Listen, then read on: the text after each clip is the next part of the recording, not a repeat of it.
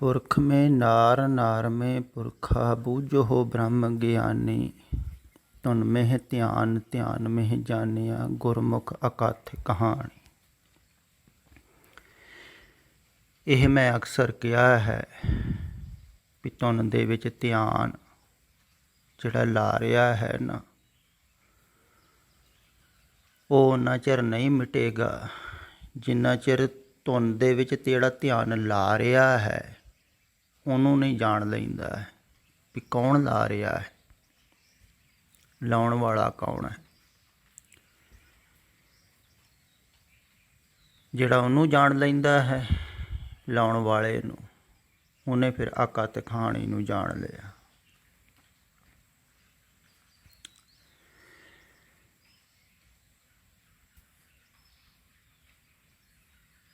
ਪਰ ਧੁਨ ਦੇ ਵਿੱਚ ਧਿਆਨ ਜਿਹੜਾ ਲੱਗਾ ਹੋਇਆ ਹੈ, ਉਹਦੇ ਕਰਕੇ ਹੀ ਤੁਸੀਂ ਸੁਚੇਤ ਹੋ। ਇਹ ਵੀ ਗੱਲ ਖਿਆਲ ਵਿੱਚ ਰੱਖਣ ਯੋਗ ਹੈ ਵੀ ਅਕਸਰ ਵਿਦਵਾਨ ਕਹਿੰਦੇ ਹਨ, ਫਿਲਾਸਫਰ ਜਾਂ ਵਿਗਿਆਨਿਕ ਵੀ ਐਸਾ ਹੀ ਮੰਨਦੇ ਹਨ ਵੀ ਚੇਤਨਾ ਨੂੰ ਚੇਤਨ ਰਹਿਣ ਵਾਸਤੇ ਕੋਈ ਸਹਾਰਾ ਚਾਹੀਦਾ ਹੈ। ਅਗਰ ਕੋਈ ਵੀ ਸਹਾਰਾ ਨਾ ਹੋਵੇ ਚੇਤਨ ਰਹਿਣ ਵਾਸਤੇ ਤਾਂ ਆਦਮੀ ਬੇਹੋਸ਼ ਹੋ ਜਾਂਦਾ ਹੈ, ਮੂਰਛਿਤ ਹੋ ਜਾਂਦਾ ਹੈ। ਐਸੇ ਪ੍ਰਯੋਗ ਵੀ ਕੀਤੇ ਗਏ ਹਨ ਕਿ ਜਿੱਥੇ ਕੁਛ ਵੀ ਦੇਖਣ ਨੂੰ ਨਹੀਂ, ਸਪਰਸ਼ ਕਰਨ ਨੂੰ ਨਹੀਂ, ਸੁਣਨ ਨੂੰ ਨਹੀਂ, ਬੋਲਣ ਨੂੰ ਨਹੀਂ, ਕੁਛ ਵੀ ਨਹੀਂ ਹੈ, ਉੱਥੇ ਜ਼ਿਆਦਾ ਚਿਰ ਆਦਮੀ ਹੋਸ਼ 'ਚ ਨਹੀਂ ਰਹਿੰਦਾ, ਬੇਹੋਸ਼ ਹੋ ਜਾਂਦਾ ਜਾਂ ਨੀਂਦ 'ਚ ਚਲੇ ਜਾਂਦਾ। ਉਹ ਵੀ ਗੱਲ ਉਹ ਹੀ ਹੈ। ਅਤੇ ਚੇਤਨਾ ਨੂੰ ਚੇਤਨ ਰਹਿਣ ਵਾਸਤੇ ਕੋਈ ਨਾ ਕੋਈ ਸਹਾਰਾ ਚਾਹੀਦਾ, ਕੁਛ ਦੇਖਣਾ ਚਾਹੀਦਾ, ਕੁਛ ਸੁਣਨਾ ਚਾਹੀਦਾ। ਇਸ ਕਾਰਨ ਹੀ ਇਹ ਰਾਜ ਗਿੱਲ ਕਹਿ ਰਿਹਾ ਹੈ ਵੀ ਨਾ ਕਰਨਾ ਕਿਵੇਂ ਹੋਵੇਗਾ, ਮਨ ਤੇ ਕੁਛ ਨਾ ਕੁਛ ਕਰੇਗਾ, ਸੁਣੇਗਾ।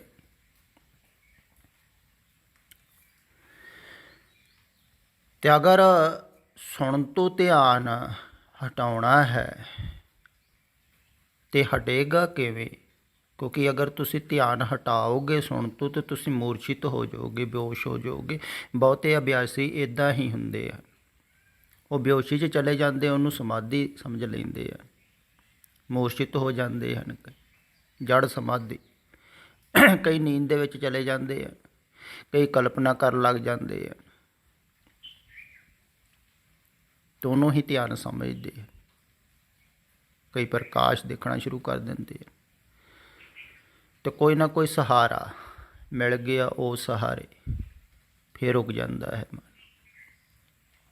ਪਰ ਜਦੋਂ ਤੁਸੀਂ ਸਾਰੇ ਸਹਾਰੇ ਛੱਡੇ ਉਦੋਂ ਤੁਸੀਂ ਮੂਰਛਿਤ ਹੋ ਜਾਓਗੇ, ਬੇਹੋਸ਼ ਹੋ ਜਾਓਗੇ। ਇਸ ਕਰਕੇ ਹੋਸ਼ ਦੇ ਵਿੱਚ ਰਹਿਣ ਵਾਸਤੇ ਤੁਹਾਨੂੰ ਕੋਈ ਨਾ ਕੋਈ ਸਹਾਰਾ ਪਕੜ ਕੇ ਰੱਖਣਾ ਪਊਗਾ। ਅਗਰ ਇਹ ਧੁਨ ਛੱਡਣੀ ਹੈ ਤਾਂ ਕੋਈ ਹੋਰ ਚੀਜ਼ ਪਕੜਨੀ ਪਵੇਗੀ। ਕਈ ਕਲਪਨਾ ਕਰ ਲੈਂਦੇ ਹਨ, ਉਹਨੂੰ ਪਕੜ ਲੈਂਦੇ ਆ। ਕਈ ਸੁਣਨ ਨੂੰ ਵੀ ਪਕੜ ਲੈਂਦੇ ਹਨ ਕਲਪਨਾ ਕਰਕੇ, ਉਹ ਵੀ ਕਲਪਨਾ ਦੀ ਹੁੰਦੀ ਹੈ, ਖਿਆਲ। ਅਤੇ ਉਹਦੇ ਸਹਾਰੇ ਮਨ ਰੁਕਿਆ ਰਹਿੰਦਾ, ਕਿਉਂਕਿ ਮਨ ਆਪਣੇ ਆਪ ਨਹੀਂ ਮਿਟਣਾ ਚਾਹੁੰਦਾ ਹੈ। ਅਤੇ ਬਹੁਤ ਕਠਿਨ ਹੈ ਧਿਆਨ ਦੇ ਮਾਰਗ 'ਤੇ, ਗਿਆਨ ਦੇ ਮਾਰਗ 'ਤੇ ਜਿਹੜੇ ਚੱਲਣ ਵਾਲੇ ਹਨ ਉਹਨਾਂ ਵਾਸਤੇ। ਫਿਰ ਦੂਸਰੀ ਗੱਲ ਇਹ ਵੀ ਹੈ ਵੀ ਇਸ ਮਾਰਗ 'ਤੇ ਕਰਤਾ ਭਾਵ ਮਜ਼ਬੂਤ ਹੋ ਜਾਂਦਾ ਹੈ, ਕਿਉਂਕਿ ਜਿਹੜਾ ਧਿਆਨ ਕਰ ਕਰਕੇ ਇਕਾਗਰ ਹੋਇਆ ਹੈ, ਕੋਈ ਮੁਕਾਮ 'ਤੇ ਪਹੁੰਚਿਆ ਹੈ, ਉਹ ਮੁਕਾਮ ਨੂੰ ਛੱਡੇਗਾ ਥੋੜ੍ਹੀ। ਮੁਕਾਮ 'ਤੇ ਪਹੁੰਚ ਗਿਆ, ਹੁਣ ਮੁਕਾਮ ਨੂੰ ਥੋੜ੍ਹੀ ਛੱਡੇਗਾ, ਮੰਜ਼ਿਲ ਜਿਹੜੀ ਪਕੜ ਲਈ। ਫਿਰ ਉਹ ਸਹਾਰੇ ਉਹਦੇ ਹੰਕਾਰ ਦੀ ਤ੍ਰਿਪਤੀ ਹੋ ਜਾਂਦੀ ਹੈ। ਤੁਸੀਂ ਸੁਣਿਆ ਹੀ ਹੈ ਨਾ ਪੁਰਾਣੀਆਂ ਕਹਾਣੀਆਂ, ਰਿਸ਼ੀ ਮੁਨੀ, ਅਤੇ ਉਹਨਾਂ ਨੂੰ ਵੀ ਗਿਆਨ ਹੋ ਗਿਆ, ਯੋਗ ਹੋ ਗਿਆ, ਮਨ ਟਿਕ ਗਿਆ, ਅਤੇ ਉਹ ਸਹਾਰੇ ਹੀ ਉਹਨਾਂ ਦਾ ਹੰਕਾਰ ਪਰਿਫੁੱਲਤ ਹੋ ਗਿਆ। ਕਿਉਂਕਿ ਕਰਤਾ ਭਾਵ ਮਜ਼ਬੂਤ ਹੋ ਗਿਆ ਨਾ, ਤੇ ਕਰਤਾ ਭਾਵ ਮਜ਼ਬੂਤ ਹੋਣ ਕਰਕੇ ਉਹ ਮਨ ਹੋਰ ਵੀ ਦ੍ਰਿੜ ਹੋ ਜਾਂਦਾ ਹੈ, ਹੋਰ ਵੀ ਪੱਕਾ ਹੋ ਜਾਂਦਾ ਹੈ। ਤੇ ਜੈਸੇ ਖਿਆਲਾਤ ਉਹ ਧਿਆਨੀ ਕਰ ਲੈਂਦਾ ਹੈ, ਆਪਣੇ ਅੰਦਰ ਬਣਾ ਲੈਂਦਾ ਹੈ, ਤੇ ਉਹ ਹੀ ਖਿਆਲਾਤ ਲੈ ਕੇ ਚੱਲ ਪੈਂਦਾ। ਤੇ ਉਹਨੂੰ ਸਮਰਪਣ ਹੋਣਾ ਬਹੁਤ ਕਠਿਨ ਹੈ। ਦਰਅਸਲ ਹੋਣਾ ਇਉਂ ਹੀ ਚਾਹੀਦਾ ਹੈ ਵੀ ਅਗਰ ਧਿਆਨ ਬਾਹਰੋਂ ਹਟ ਗਿਆ ਹੈ, ਟੋਟਲ ਇਕਾਗਰ ਹੋ ਗਿਆ ਹੈ, ਤੇ ਇਕਾਗਰ ਮਨ ਨੂੰ ਸਮਰਪਿਤ ਕੀਤੇ ਹੈ, ਛੇਤੀ ਉਪਲਬਧੀ ਹੋ ਸਕਦੀ ਹੈ।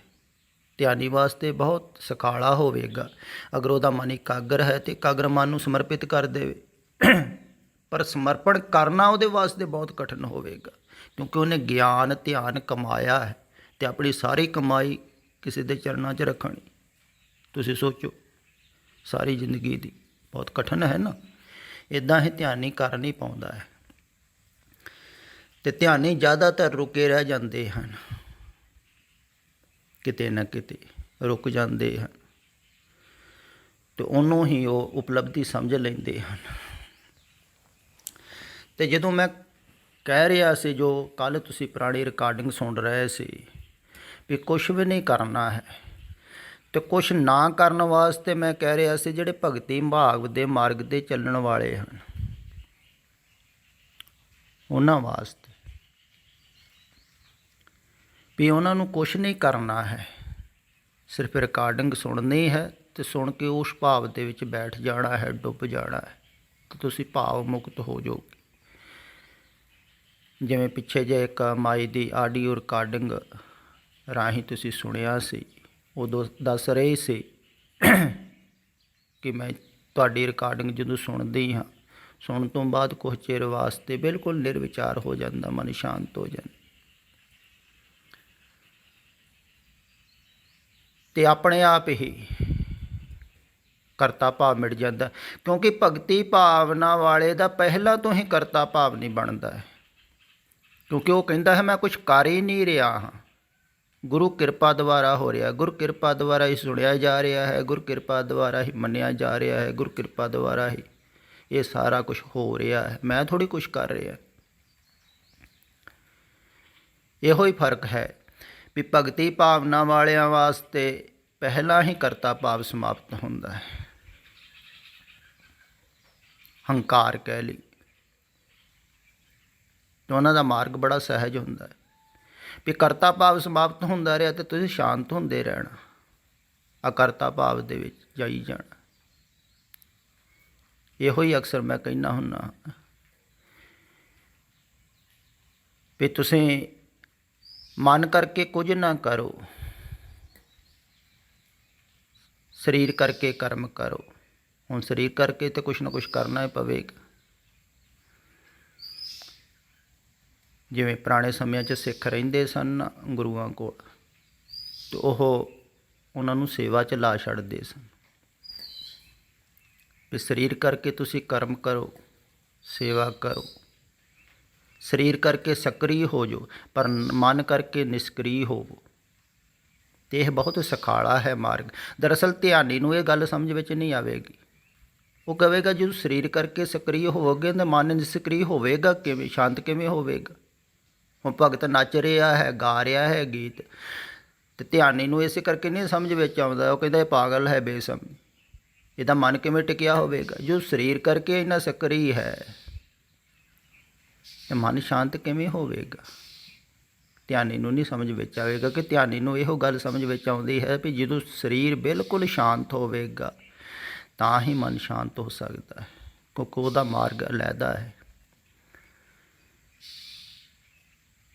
ਧਿਆਨੀ ਤੇ ਜਦੋਂ ਬਿਲਕੁਲ ਸ਼ਾਂਤ ਹਿਲ ਜੁਲ ਨਹੀਂ ਹੋਵੇਗੀ ਸਰੀਰ ਦੇ ਵਿੱਚ, ਅਫੁਰ ਬਿਲਕੁਲ ਟਿਕਿਆ, ਉਹਨਾਂ ਵਾਸਤੇ ਕਿਹਾ ਨਾ ਥਿਰ ਕਰ ਬੈਸੋ, ਐਨ ਟਿਕ ਕੇ ਬੈਠੋ, ਸ਼ਾਂਤ ਬੈਠੋ, ਅਤੇ ਤੁਹਾਡਾ ਮਨ ਫਿਰ ਧੀਰੇ ਧੀਰੇ ਧੀਰੇ ਧੀਰੇ ਧੀਰੇ ਕੋਈ ਸਰੀਰ ਬੈਠੂਗਾ ਤਾਂ ਹੀ ਹੋਊਗਾ ਨਾ। ਪਰ ਭਗਤੀ ਭਾਵਨਾ ਵਾਲਿਆਂ ਵਾਸਤੇ ਉਲਟਾ ਹੈ। ਉੱਥੇ ਇਹ ਕਿਹਾ ਜਾਂਦਾ ਹੈ ਵੀ ਸਰੀਰ ਕਰਕੇ ਪੂਰੇ ਸਕਰੀ ਹੋ ਜਾਓ, ਕਰਮ ਦੇ ਵਿੱਚ ਲਾ ਦਿਓ ਸਰੀਰ ਨੂੰ, ਪਰ ਮਨ ਕਰਕੇ ਬਿਲਕੁਲ ਨਿਸ਼ਕਰੀ ਹੋ। ਮਨ ਕਰਕੇ ਕੁਝ ਨਹੀਂ ਕਰਨਾ ਹੈ, ਕਰਤਾ ਭਾਵ ਛੱਡਣਾ ਹੈ। ਤੁਸੀਂ ਕੁਛ ਕਰ ਨਹੀਂ ਰਹੇ ਹੋ, ਜੋ ਗੁਰੂ ਕਰਵਾ ਰਿਹਾ ਹੈ ਉਹ ਹੋ ਰਿਹਾ ਜਾਂ ਪਰਮਾਤਮਾ ਕਰਾ ਰਿਹਾ, ਇੱਕੋ ਹੀ ਗੱਲ ਹੈ। ਗੁਰ ਪਰਮੇਸ਼ਰ ਇੱਕੋ ਜਾ।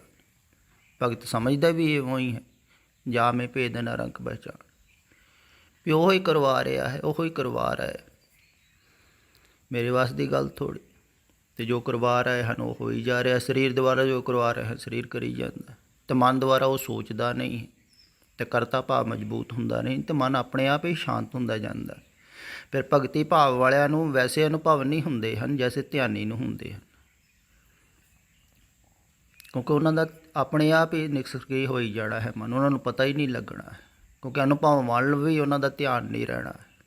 ਇਹ ਧਿਆਨੀ ਦਾ ਹੀ ਧਿਆਨ ਰਹਿੰਦਾ ਹੈ ਵੀ ਕਿਹੜਾ ਅਨੁਭਵ ਆ ਰਿਹਾ ਹੈ ਕਿਹੜਾ ਨਹੀਂ ਆ ਰਿਹਾ। ਕਈ ਬੜੇ ਦੱਸਣਗੇ, ਭਗਤੀ ਭਾਵਨਾ ਵਾਲਿਆਂ ਨੂੰ ਪੁੱਛਣਗੇ ਤਾਂ ਉਹ ਕਹਿੰਦੇ ਸਾਨੂੰ ਕੁਛ ਵੀ ਨਹੀਂ ਹੋ ਰਿਹਾ, ਕਿਉਂਕਿ ਉਹਨਾਂ ਨੂੰ ਹੋਵੇਗਾ ਕੁਝ ਨਹੀਂ ਨਾ, ਉਹ ਸੋਚ ਨਹੀਂ ਨਾ ਰਹੇ ਹਨ, ਦੇਖ ਨਹੀਂ ਰਹੇ ਹਨ, ਉਹ ਤਾਂ ਨਿਸਕਰੀ ਹੋ ਰਹੇ ਹਨ। ਅਤੇ ਉਹਨਾਂ ਵਾਸਤੇ ਸਹਿਜ ਹੋਵੇਗਾ ਅਕਰਤਾ ਹੋਣਾ, ਕੁਛ ਨਾ ਕਰਨਾ। ਦਰਅਸਲ ਤੁਸੀਂ ਸਾਰੇ ਹੀ ਕੁਛ ਨਾ ਕਰਨ ਤੋਂ ਹੀ ਆਏ ਹੋ, ਖਿਆਲ ਵਿੱਚ ਰੱਖੋ। ਐਸਾ ਕਿਹਾ ਵੀ ਹੈ ਨਾ, ਜਬ ਕਛ ਨਾ ਸਿਓ ਤਬ ਕਿਆ ਕਰਤਾ ਕਵਨ ਕਰਮ ਕਰ ਆਇਆ। ਜਦੋਂ ਕੁਛ ਨਹੀਂ ਸੀ ਉਦੋਂ ਕੀ ਕਰਦੇ ਤੁਸੀਂ? ਕੁਛ ਵੀ ਨਹੀਂ ਸੀ ਕਰਦੇ। ਕੁਛ ਨਹੀਂ ਕਰਨ ਤੋਂ ਤੁਸੀਂ ਆਏ ਹੋ ਨਾ। ਅਤੇ ਜਦੋਂ ਤੁਸੀਂ ਕੁਛ ਵੀ ਨਹੀਂ ਸੀ ਕਰਦੇ ਉੱਥੋਂ ਤੁਸੀਂ ਆਏ ਹੋ, ਅਤੇ ਵਾਪਸ ਉੱਥੇ ਜਾਣਾ ਹੈ, ਅਤੇ ਫਿਰ ਵੈਸੇ ਹੀ ਹੋਣਾ ਹੈ, ਕੁਛ ਨਹੀਂ ਕਰਨਾ ਹੈ। ਪਰ ਕੁਛ ਨਹੀਂ ਕਰਨਾ ਜਿਹੜਾ ਹੈ ਉਹ ਸਮਝ ਵਿੱਚ ਨਹੀਂ ਆਵੇਗਾ। ਇਹ ਉਪਲਬਧੀ ਹੈ, ਇਹ ਸਿਰਫ ਸੋਚ ਕੇ ਸਮਝ ਕੇ ਕੋਈ ਗੱਲ ਨਹੀਂ ਹੈ ਸਮਝਣ ਵਾਲੀ। ਇਹਨੂੰ ਸਮਝ ਦੇ ਤਲ 'ਤੇ ਨਾ ਵਰਤੋ। ਇਹ ਪਰਿਣਾਮ ਹੈ, ਮੰਜ਼ਿਲ ਹੈ, ਉਪਲਬਧੀ। ਜਦੋਂ ਕੁਛ ਵੀ ਨਹੀਂ ਕਰ ਰਿਹਾ ਹੁੰਦਾ ਤਾਂ ਦੇਖ ਰਿਹਾ ਹੁੰਦਾ ਵੀ ਸਭ ਕੁਛ ਹੋ ਰਿਹਾ ਹੈ। ਨਾ ਹੋ ਕੀਆ ਨਾ ਕਰੇਂਗੇ ਨਾ ਕਰ ਸਕੇ ਸਰੀ। ਜਾਣਦਾ ਹੈ ਵੀ ਮੈਂ ਕੁਛ ਨਹੀਂ ਕਰਨ ਵਾਲਾ, ਮੈਂ ਨਾ ਹੀ ਕੁਛ ਹਾਂ ਨਾ ਹੀ ਕੁਛ ਵੀ ਨਹੀਂ, ਸਭ ਕੁਛ ਤੂੰ ਕਰਤਾ ਕਰਨਾ ਮੈਂ ਨਾ ਹੀ, ਜਾਹਾਂ ਕਰੇ ਨਾ ਹੋਏ। ਸਭ ਕੁਛ ਹੋ ਰਿਹਾ ਹੈ, ਪਰ ਇਹ ਸਮਝ ਵਿੱਚ ਨਹੀਂ ਆਵੇਗਾ। ਅਤੇ ਤੁਸੀਂ ਜਦੋਂ ਧਿਆਨ ਦੇ ਮਾਰਗ 'ਤੇ ਅਕਸਰ ਹੀ ਬਹੁਤੇ ਧਿਆਨੀ ਰੁਕ ਜਾਂਦੇ ਹਨ, ਕਿਉਂਕਿ ਆਪਣੇ ਆਪ, ਜਿਵੇਂ ਅਕਸਰ ਕਹਿੰਦਾ ਹੁੰਦਾ ਹਾਂ ਵੀ ਤੁਸੀਂ ਸਰੀਰ ਕਰਕੇ ਮਰਨਾ ਹੋਵੇ, ਵੀ ਆਪਣੇ ਆਪ ਹੀ ਸਾਹ ਬੰਦ ਕਰ ਲੈਣੇ ਬਿਨਾਂ ਕਿਸੇ ਸਹਿਯੋਗ ਦੇ, ਅਤੇ ਬਹੁਤ ਕਠਿਨ ਹੈ। ਇੱਦਾਂ ਹੀ ਮਨ ਨੂੰ ਮਾਰਨਾ ਆਪਣੇ ਆਪ ਬਿਨਾਂ ਕਿਸੇ ਸਹਿਯੋਗ ਦੇ ਬਹੁਤ ਕਠਿਨ ਹੈ। ਤੁਹਾਡੇ ਗੱਲ ਸਮਝ ਵਿੱਚ ਨਹੀਂ ਆਵੇਗੀ। ਤੁਸੀਂ ਕਹਿ ਰਹੇ ਹੋ ਨਾ ਵੀ ਮਨ ਕੁਛ ਨਾ ਕੁਛ ਕਰੇਗਾ ਹੀ, ਇਹ ਠੀਕ ਹੀ ਕਹਿ ਰਹੇ ਹੋ। ਵੀ ਨਹੀਂ ਕਰੇਗਾ ਤਾਂ ਬੇਹੋਸ਼ ਹੋ ਜਾਵੇਗਾ, ਮੂਰਛਿਤ ਹੋ ਜਾਵੇਗਾ। ਅਤੇ ਅਕਸਰ ਲੋਕ ਜ਼ਿਆਦਾ ਮੂਰਛਿਤ ਹੋ ਜਾਂਦੇ ਹਨ ਧਿਆਨ ਦੇ ਵਿੱਚ, ਜਾਂ ਨੀਂਦ ਦੇ ਵਿੱਚ ਚਲੇ ਜਾਂਦੇ ਹਨ। ਮੈਂ ਅਕਸਰ ਦੇਖਿਆ ਕੋਈ ਜਦੋਂ ਕੁਛ ਕਰਨੋਂ ਨਹੀਂ ਅਤੇ ਇੱਕਦਮ ਨੀਂਦ 'ਚ ਚਲੇ ਗਏ, ਬੇਹੋਸ਼ ਹੋ ਗਏ। ਪਰ ਇਹ ਵੀ ਗੱਲ ਤੁਹਾਡੇ ਖਿਆਲ ਵਿੱਚ ਨਹੀਂ ਆਵੇਗੀ ਵੀ ਕੁਛ ਵੀ ਕਰਨ ਨੂੰ ਨਾ ਹੋਵੇ, ਕਰਤਾਪਨ ਨਾ ਹੋਵੇ, ਕੁਛ ਵੀ ਕਰ ਨਾ ਰਿਹਾ ਹੋਵੇ ਮਨ ਕਰਕੇ, ਤਾਂ ਵੀ ਪੂਰਨ ਹੋਸ਼ ਦੇ ਵਿੱਚ ਹੋ ਸਕਦਾ ਹੈ। ਇਹ ਤੁਹਾਡੇ ਖਿਆਲ ਵਿੱਚ ਨਹੀਂ ਹੋਵੇਗਾ। ਤੁਸੀਂ ਇਉਂ ਸਮਝ ਲਵੋ ਜਿਵੇਂ 3 ਅਵਸਥਾਵਾਂ ਕਹੀਆਂ ਹਨ, ਜਾਗਰਤ, ਸੁਪਨ, ਸੁਸ਼ੁਪਤੀ। ਅਤੇ ਜਾਗਦੇ ਤੁਸੀਂ ਸੰਸਾਰ ਦੇਖਦੇ ਹੋ, ਸੁਪਨੇ ਦੇ ਵਿੱਚ ਸੁਪਨੇ ਦੇਖਦੇ ਹੋ, ਸੁਸ਼ੁਪਤੀ ਦੇ ਵਿੱਚ ਕੁਛ ਵੀ ਨਹੀਂ ਦੇਖਦੇ ਹੋ ਤੁਸੀਂ। ਉਦੋਂ ਨਿਸਕਰੀ ਅਵਸਥਾ ਹੁੰਦੀ ਹੈ, ਕੁਛ ਵੀ ਨਹੀਂ ਹੁੰਦਾ ਹੈ, ਪੂਰਨ ਮਨ ਵੀ ਸੌਂ ਜਾਂਦਾ, ਬੁੱਧੀ ਟੋਟਲ। ਅਤੇ ਚੌਥੀ ਅਵਸਥਾ ਹੈ ਤੁਰੀਆ। ਤੁਰੀਆ ਅਵਸਥਾ ਕਹਿੰਦੇ ਇੱਕ ਤਰ੍ਹਾਂ ਸਮਾਨ ਹੈ ਸੁਸ਼ੁਪਤੀ ਦੇ, ਜਿਵੇਂ ਸੁਸ਼ੁਪਤੀ ਦੇ ਵਿੱਚ ਪੂਰਨ ਸ਼ਾਂਤੀ ਹੁੰਦੀ ਹੈ, ਨਿਸ਼ਕ੍ਰਿਯਤਾ ਹੁੰਦੀ ਹੈ, ਉੱਦਾਂ ਹੀ ਤੁਰੀय ਅਵਸਥਾ ਦੇ ਵਿੱਚ ਵੀ ਹੁੰਦੀ ਹੈ। ਪਰ ਤੁਰੀय ਅਵਸਥਾ ਅਤੇ ਸੁਸ਼ੁਪਤੀ ਦੇ ਵਿੱਚ ਕੀ ਫਰਕ ਹੈ? ਫਰਕ ਇੰਨਾ ਕੀ ਹੈ ਵੀ ਸੁਸ਼ੁਪਤੀ ਦੇ ਵਿੱਚ ਬੇਹੋਸ਼ੀ ਹੁੰਦੀ ਹੈ, ਤੁਰੀय ਅਵਸਥਾ ਦੇ ਵਿੱਚ ਪੂਰਨ ਹੋਸ਼ ਹੁੰਦਾ ਹੈ।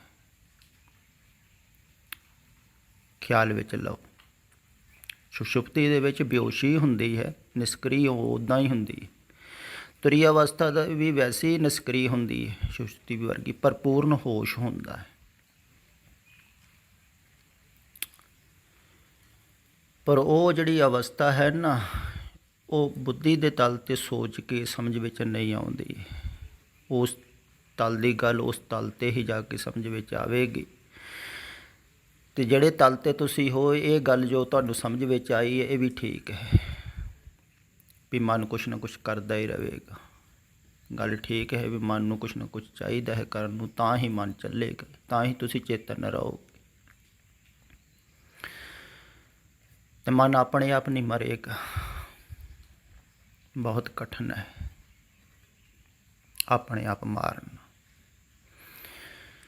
ਕਿਉਂਕਿ ਅਗਰ ਤੁਸੀਂ ਆਪਣੇ ਆਪ ਮਾਰੋਗੇ ਵੀ, ਕਿਸੇ ਬਹਾਨੇ ਛੱਡੋਗੇ, ਤਾਂ ਜੋ ਬਹਾਨਾ ਹੈ ਉਹਦੇ ਸਹਾਰੇ ਰੁਕ ਜਾਵੇਗਾ ਮਨ ਕਿਸੇ ਨਾ ਕਿਸੇ ਸਹਾਰੇ ਰੁਕੇਗਾ ਹੀ ਰੁਕੇਗਾ।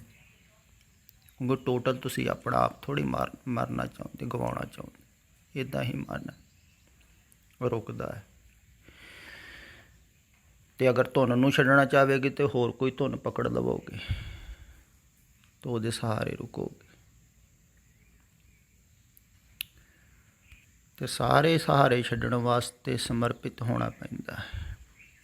ਅਤੇ ਇਕਾਗਰ ਮਨ ਅਗਰ ਸਮਰਪਿਤ ਹੋ ਜਾਵੇ, ਛੇਤੀ ਉਪਲਬਧੀ ਹੋ ਜਾਂਦੀ ਹੈ। ਕਿਉਂਕਿ ਬਾਹਰੋਂ ਤਾਂ ਹਟ ਗਿਆ, ਇਕਾਗਰ ਹੋ ਗਿਆ, ਹੁਣ ਸਮਰਪਿਤ ਹੋ ਜਾਵੇ, ਮਿਲ ਕੇ ਮਜ਼ਾ।